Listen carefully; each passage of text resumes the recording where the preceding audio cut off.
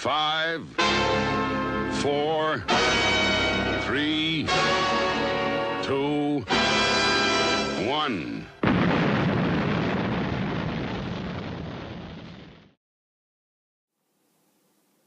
On the previous handout we looked at displacement time graphs.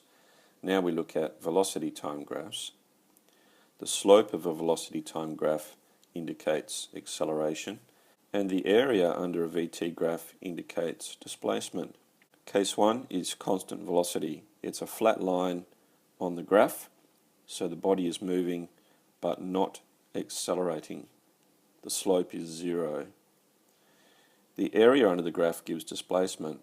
We're asked to calculate the displacement after 4 seconds when t equals 4. Of course, the area under this flat line is just a rectangle, which is just length times width, or just v times t. So it's 8 times 4 equals 32 meters per second. Case 2, constant acceleration. The VT graph is a straight line, and the slope of the graph gives acceleration.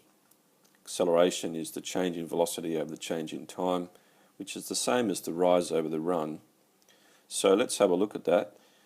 We're looking at when t equals 4, and the distance from the x-axis or the t-axis up to the top of the curve is 12, and the run is from 0 seconds to 4 seconds, so it's 4, which gives an acceleration of 12 divided by 4, or 3 meters per second squared.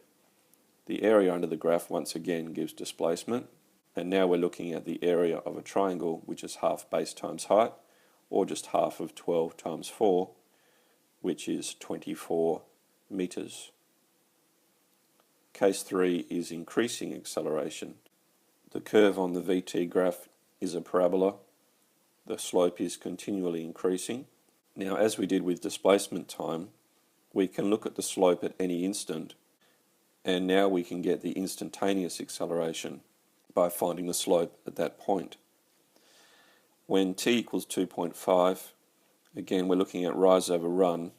For the instant in time you're interested in, construct a triangle tangential to the curve and then read off the rise over the run, and my eye tells me that the difference in velocity is 7 minus 1.5, and the difference in time is 3.1 minus 1.6, which gives us approximately 3.7 meters per second squared. Now, if a body is falling under the influence of gravity and we're ignoring friction, we can draw these three graphs. Note that the acceleration is constant. The displacement time graph is a parabola. The velocity time graph is linear.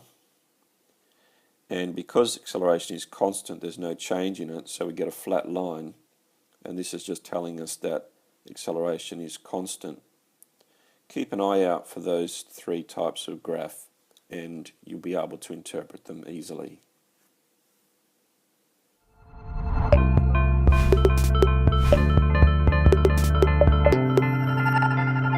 Time for me to go.